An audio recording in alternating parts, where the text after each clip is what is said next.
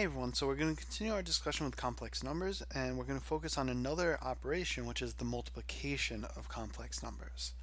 The really nice thing about this is that, again, it's going to follow a lot of the similar rules to polynomials. But there's some new terms that we need to come up with, and that's inverses. Some of these we've already talked about, but I wanted to mention it again. So we can write there are three different types of inverses for these complex numbers. Remember, a complex number is always written in the form a plus bi. Now, if we're talking about multiplicable inverses, sometimes also called the reciprocal, basically what it is that when you multiply the original number by the reciprocal, you get 1. That's what this inverse means. So, for example, the number 4 has a reciprocal of 1 over 4 because 4 times 1 over 4 gets us 1. Uh, for the complex numbers, if we have something like 4 minus 2y, then what we can say is that this is the reciprocal, 1 divided by 4 minus 2y. Now, we'll probably talk about later, but this is something that we actually have to kind of clean up a bit. Technically, you can't have a complex number in the denominator, but for now, that's good enough. And pretty much the idea is that you always get a fraction when we're talking about the reciprocal. The number goes under the 1, and we end up having like that. Now, if the number actually was already a fraction, then you just flip what's in the numerator and what's in the denominator. But that's all it is. It's just taking the fraction and flipping it. The next one is an additive inverse. This is the definition being that when we add it to the original number, gets us 0.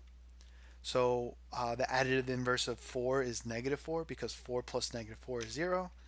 And for the complex number 4 minus 2y, it ends up being minus 4 plus 2y. Because if I do that, everything cancels out. So the idea being that every term has its sign flipped. So when we're talking about the additive inverse, you just flip all the signs. And then the last one is called the conjugate, which we've already talked about before with the polynomials. And this is when we take the imaginary part and we flip the sign to that. So here, if we have a number like 4 minus 2i, the conjugate would be 4 plus 2i. So the sign on the 4 doesn't change, it's only on the 2i that goes from minus 2i to plus 2i. Basically, as he said, when we add this, the minus 2i and the plus 2i will cancel out. But this also has a second purpose in that if we multiplied it, minus 2i plus 2i, when we do our distributing, that will end up canceling out the i's as well, as we'll see later on. And then the conjugate of 3 plus 5i and 3 minus 5i, again, it's just flipping the plus to a negative. And that's pretty much it. So use those vocab words to answer these following questions. Pause the video, work itself, and we'll go over in a second. All right, so for 3 plus 2i, the reciprocal would be 1 over 3 plus 2y. The additive inverse of minus 2 minus 9i would be flipping all the signs to get us 2 plus 9i. The conjugate for minus 1 plus 13i, flipping that middle sign gets us minus 1 minus 13i. The multiplicative inverse of 5i would be, again, similar to the reciprocal, 1 over 5i. And then for number 5, finding the sum of 4 minus 9i and its conjugate. The conjugate would be 4 plus 9i, flipping that middle sign. For adding, what we're going to do is add like terms, so 4 plus 4 and minus 9i plus 9i. So minus 9 plus 9 gets us 0, and we end up getting an 8. Again, adding a conjugate with adding two complex numbers where the other is the conjugate will always get us a real number. And same thing when multiplying, we'll end up getting a real number. All right. Now, multiplying complex numbers, there's 3 steps to it, and it's, as I said before, exactly like polynomials. First thing that you do is distribute. So you distribute each term to the everything else on the other side, simplify, and then write the product as a plus bi form. That's pretty much it. Sometimes it might help to actually simplify one of the terms first before you start to distribute, as you'll see in a bit. But these are pretty much the same steps that you do with any polynomial. All right, so here's the first set. Pause video work itself and we'll go over in a second.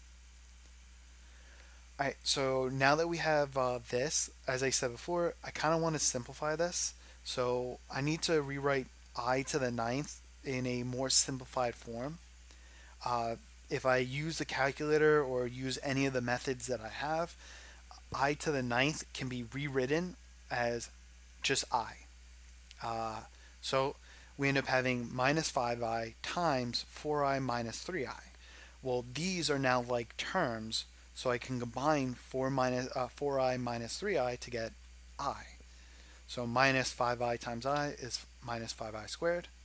If you look on the what we talked about before in the notes, we said that I squared is just equal to minus 1. So minus 5 times minus 1 gets us a positive 5. For number 2, we want the product of those two terms. They're not complex numbers yet, so we're going to rewrite them. 49 is just 7, so that becomes 7i. 16, square root of 16 is 4, so that's 4i. Now what we're going to do is distribute. So we take the 6, multiply it by the 3, 6 multiplied by minus 4i, 7i multiply 3, 7i minus multiplied by minus 4i.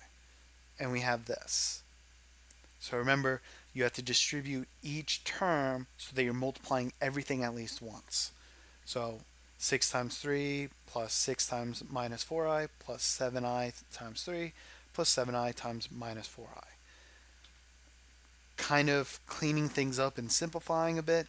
This is just 18 minus 24i plus 21i minus 28i squared. Again, I squared is just minus 1. So this just flips the sign in front of the 28. And then from here, I can combine like terms. 18 plus 28 minus 24 plus 21. That all gets me 46 minus 3i. All right, so again, you want to simplify when you can, distribute all the terms, make sure that you rewrite the I squared so that it just flips the sign in front, and then do the math like you would with any polynomial. Here's the next step. Pause video, work itself, and we'll go over in a second. All right, once again, we distribute. So the 3 goes to the 2 and the I. The negative 5i goes to the 2 and the I. And we get this. Cleaning it up a little bit gets us 6 plus 3i minus 10i minus 5i squared. Again, I squared just flips the sign in front and we drop the entire thing. So now we have 6 plus 5 and 3i minus 11i. Combining like terms, that becomes 11 minus 7i. Now the last one, I want to once again remind you that you do not distribute the square. If you do that, you get the answer wrong. You have to rewrite it so that it's multiplying itself twice. 6 minus I times 6 minus I. So when you do this, again, distributing the terms, 6 times I, we end up having this. Cleaning this up, it becomes 36 minus 6i minus 6i plus I squared. This is just going to become negative 1. So 36 minus 1, and then negative 6 minus negative 6 gets us 35 minus 12i.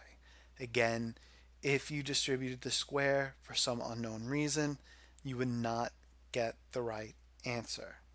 So when you have something like this, when it's two terms being combined by, addition or subtraction, you have to double it like this, and then distribute like you would normally.